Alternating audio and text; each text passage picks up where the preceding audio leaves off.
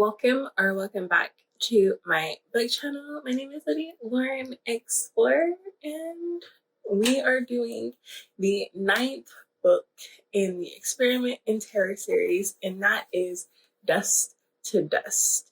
You literally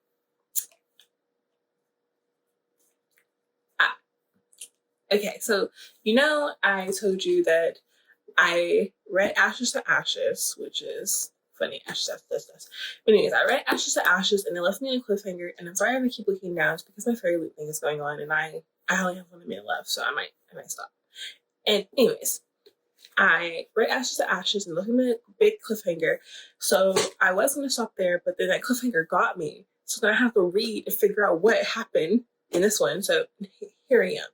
And let me tell you, if you don't know what Experiment in Terror is, hi, it's great.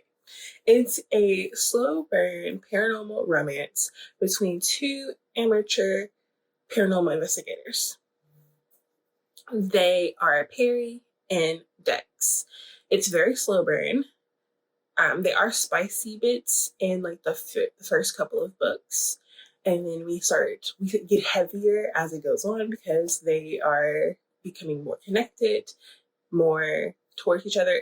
It's heavenly right now. It's heavenly, except for what happened in the last book. Just saying. If you want to know what happened in the last book, yeah. But we are. Oh, it's also by Karina Holly. I can't wait for book 11 to come out. I am impatiently waiting. May. Hold on. In this one, we have Perry just waking up from getting a kiss from the demon-infested Michael, who is Dex's, I think, older brother? Yeah, older brother. So she's running back to her house trying to figure out where Dex is because Michael's I'm taking Dex to New York. She gets there and Addie is I know, she's telling Perry she's sorry. She opened the door. She thought it was a salesman, and he asked her if Dex was there, but Dex comes in. She goes behind him and they're talking. Him and Michael are talking. And Michael says, something about going to New York. Dex then turns around and tells Addie to run. But she tries to, and she just falls over. That's the last thing she remembers. Perry is okay, now I'm going to get my fiance. I'm going to get him. And I'm yes, girl, get him. Even though I know what's about to happen. It's horrible.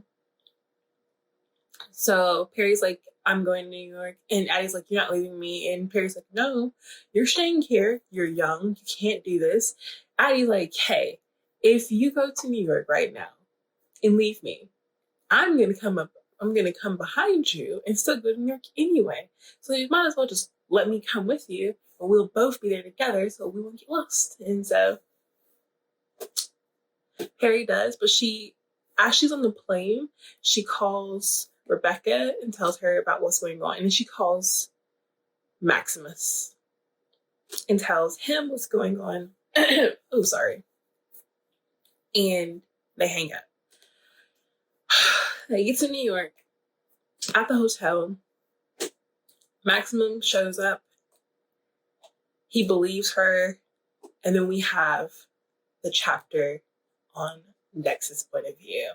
And he wakes up in their childhood home because I don't know if I ever told you that Dex was born and raised in New York, and then he moved to Seattle. Well, he moved a lot of places, but his home place is Seattle. And he starts exploring, but there's a door with purple smoke coming out of it. No, we don't do that. We just walk away. Come on, Dex, just walk away. But he's curious and he can't leave until he figures out what it is. Opens it, goes down the stairs, and there's his brother. And they talk. So he realizes that his mother, the reason why she was the way she was is because she was possessed by a demon.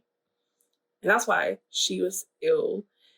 She was very neglectful and all of that. Well, he knows like there's something wrong with his brother. And he realizes that and he's like, where's Michael? And then like the thing in Michael was like, yeah, he's been gone for like a long time. He's been phased out. You know, he's not as strong as you because you had your parents and he didn't have them. We realized that the reason why Michael is so neglected is because their mother had an affair when she was possessed at one point in time. She was possessed before she got possessed by the demon with Dex. But she was possessed at one point in time and had consorted with something. And that something created Michael. Almost like Damien, you know, or Rosemary's Baby or something, you know? Dex's father realized that Michael wasn't his. So that's why he never really treated Michael as his, because he isn't. He's other. And that also made Michael other, because he's not technically human. He's a demon. But with Dex, even though Dex's mother was possessed or being possessed as she was being pregnant, he's still human because his father was human and she was human. She wasn't fully possessed. And then as the years, as they grew up, the possession came and, you know, all that. But, whoa, there's a tunnel in their basement. And Michael is like, yeah, well, Dex is like, why do you need me? Mike's like, you're not that special. I need you to give me the key to opening up the veil. You'll bring me the people that I need to open up this veil to let in even more demons. And the tunnel is where the demons are. Like, that's the veil. As soon as the tunnel gets, I guess, opened, the demons are set free and they can come on this side of the world, and, you know, we have an infestation of demons ready to just find hosts and wage war on humanity. But the demon is like, yeah, you're going to bring Perry, Addie, and Perry's mother. Oh, their mother. Because we found out in the last one, oh my gosh, I forgot to tell you, we found out in the last one, Perry's mother has been on the same medication as Dex when we, I think it's like in book 2, we found out he was on medication. And then in book 4, Lying Season, we really find out what all the medication he's on, because he doesn't want to see spirits, so he's medicated. So we find out that Perry's mother has been on the same medication because she sees spirits. So all those times that like Perry was like, yeah, I'm going ghost hunting and then being possessed by a demon, like her mom should understand that that was real. But no, her mom was in denial. Her mom, oh my gosh, I'm so mad at her mother. So mad. But her mother is also another key. If we bring all 3 of the women together, they would be the perfect power, host, whatever, to unleash the demons with Dex onto the world. And that's what he's hoping for. That's how far as I got. So, yeah. I have class in like 3 hours. So I will be reading up until then. I'm probably gonna go in my pajamas anyway. So, I'll let you know what's going on, guys. Or now. Oh. Oh, no. I just finished it. Well, I took a shower after I got my Fairy Lit adult subscription. But I took a shower and then I finished reading. Oh my gosh. I was tearing up. Oh my gosh. Okay, so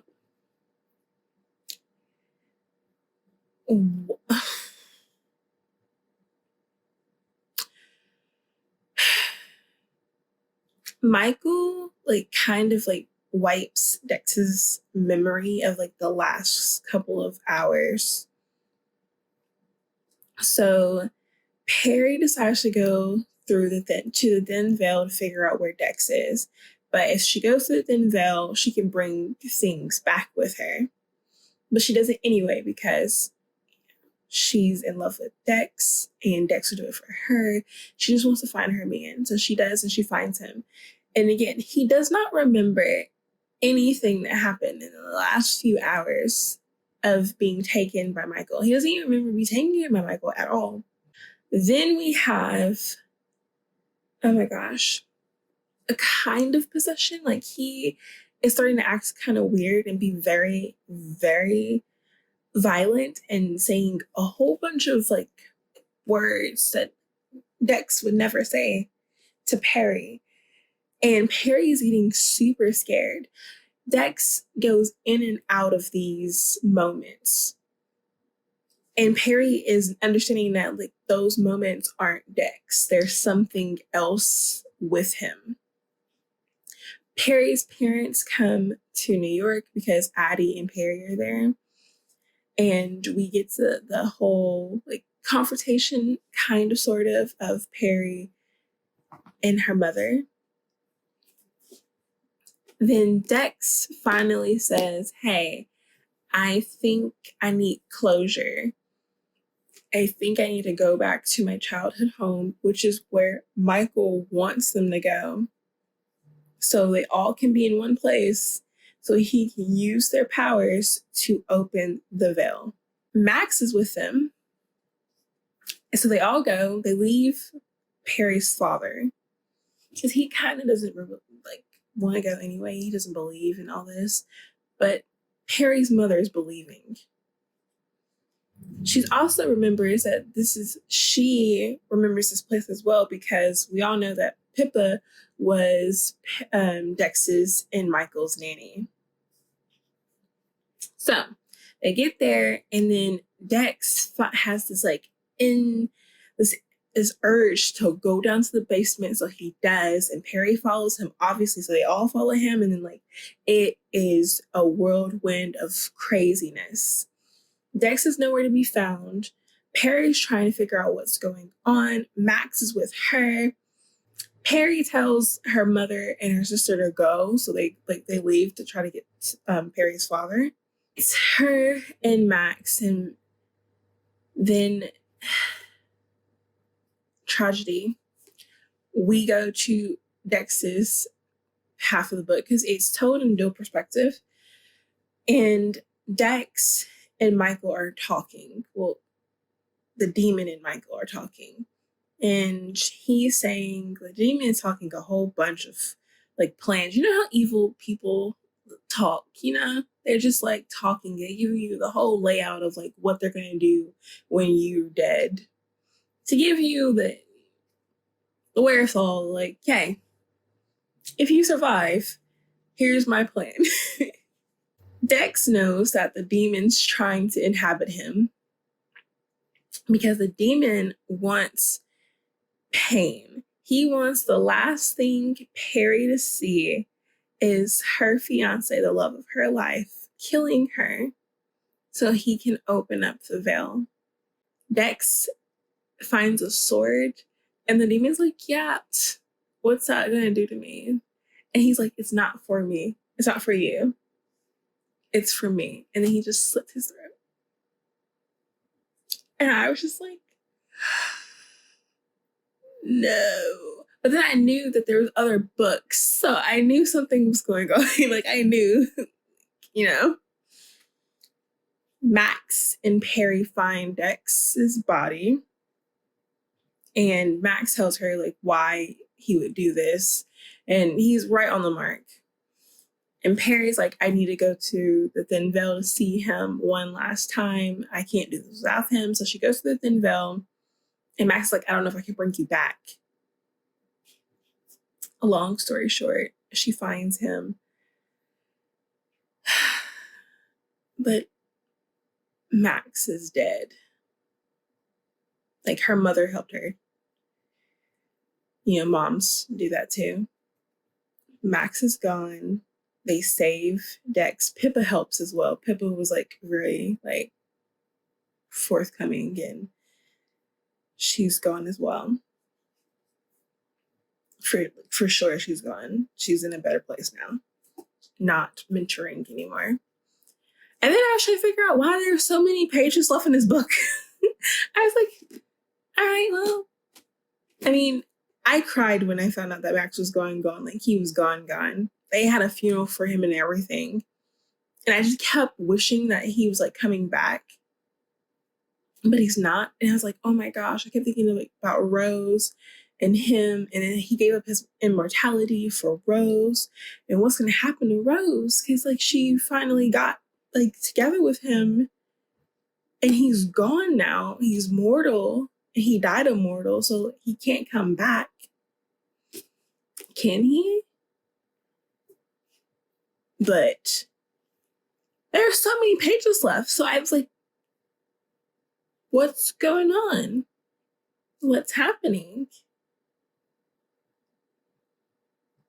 And then it happens. Ada starts having like pains because she's getting possessed. And she starts having a seizure. And we all know Perry's mom is finally like opening up her eyes, and she's like, she's realizing everything.